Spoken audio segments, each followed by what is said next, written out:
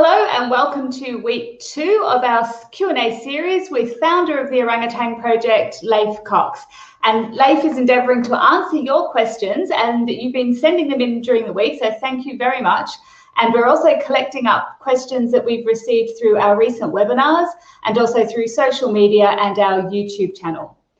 So we get a lot of palm oil questions. We get them every week. And so today I've tried to gather some of them up into one series to try and look at the big picture. It's also worth noting that our experts in this field are palm oil investigations. And if you're interested after hearing our Q&A today, do Google them, palm oil investigations, and you can read up on what they're doing in the field. But our first question, Leif, and hello and welcome again today. Thank you. Our first question is from Marion, and she has asked, is there such thing as sustainable palm oil? I guess the simple answer is no, and it's not just about palm oil. All agricultural monocultures are unsustainable by their very nature. That's how nature works. And palm oil, in fact, is the least sustainable because it's so productive, because they're going to extract more nutrients and destroy the soil a lot quicker than less productive monocultures. We have to move from monoculture to polyculture, a diverse range in a wild landscape with many crops, and this is where we're going to have a sustainable future. In the meantime, there's nothing wrong with people working with the palm oil industry to make them less destructive and ask for specific concessions from them to allow wilderness to be re-established and orangutans and other populations to survive.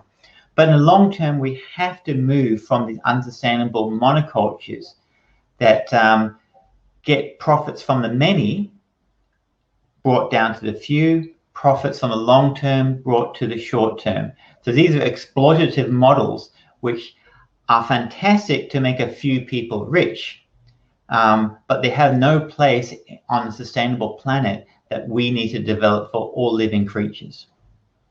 Thank you.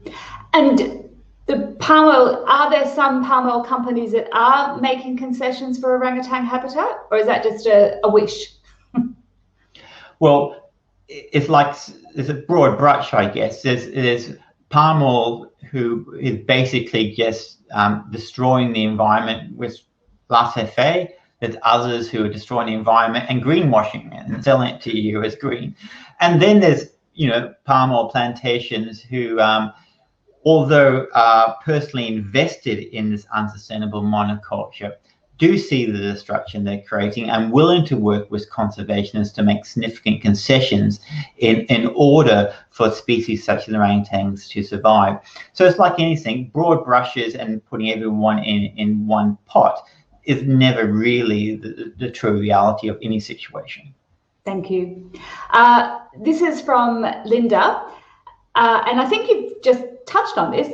Linda has asked, can oil palm plantations use permaculture, and would that help? But you might need to explain what permaculture is first, please. I mean, permaculture is similar to what I was talking about in polyculture. And so, yes, what you can do is on a diverse landscape, you can have palm oil growing, rubber, sugar palm, vanilla, dragon's blood, forest trees, fruiting trees, in a rich, diverse environment with high biodiversity. Yeah, and it'd be absolutely sustainable. So there's nothing particularly wrong with palm oil. It's just simply how it's grown in unsustainable monocultures. Now, the reason why they don't do that is because the diverse and eclectic nature of these sort of productions, it doesn't suit big business. They want a simple, straightforward model to extract and exploit the workers and extract maximum income out of the area. But what we find with these diverse agricultural systems, it basically democratizes the economy and a local community gets rich and prosperous. And so that doesn't make sense for a big multinational. So in fact, it's actually a win-win situation, and sustainability is not something we have to think of as something unachievable. It's certainly achievable, and it's never going to be about the economy versus the environment. It's a win-win situation for both. We just got to stop a few greedy people hanging on to unsustainable economies which benefit them at the destruction of all our futures. Thank you. Randall has actually asked, can you describe an appropriate polyculture for Sumatra? But I think you just did. Is that what you were describing just before? Exactly. And in one of the ecosystems we're working with our partners, we have jungle honey production. We're planting vanilla vines under a rainforest canopy, working with the community to increase production on jungle rubber built in within the rainforest, not as a polyculture. As two examples, we built a kitchen for the local women to collect food sources from within the rainforest canopy, putting them together in recipes and selling them to market. Just a couple examples. Others is bamboo production and shade coffee. And there's so many fantastic ways to create sustainable incomes that allow the community to become rich and prosperous. Are there any plants or agriculture that actually protects the old trees, the big old trees?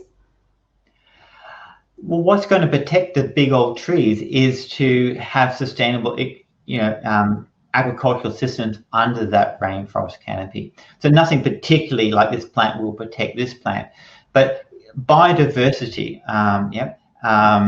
is the key to the agricultural systems as well as saving the planet in the long term. Thank you. Jean is asking this question.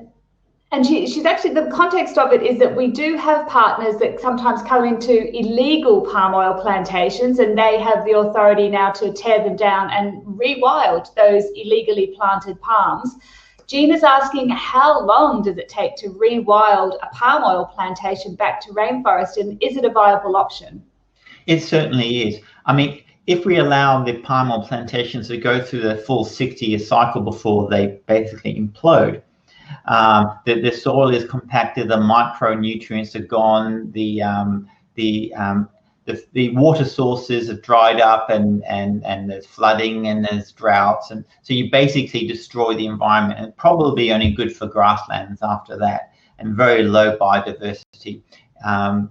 Now, if we can get it quickly, we can take the palm oil out and plant it either as sustainable polycultures with local community, which is wildlife friendly, or we can convert it back to natural forest. And luckily in Indonesia and in the tropics in particular, things grow pretty fast. And if there's other intact rainforest nearby, the biodiversity quickly can recolonize the area. And so each obviously situation is different, its location and how long the plantation's been on it, but it's certainly achievable. And certainly, within the next 10 years, we have a significant opportunity to rewild the planet that we have to rewild in order to mitigate climate change, as well as develop agricultural systems which will allow people to prosper. Thanks, Leif. Thank you for joining us today, and thank you for joining us. Please keep sending in your questions. There's a comment box below. Put your question there and we'll endeavour to answer it over the coming weeks. Thanks for joining us.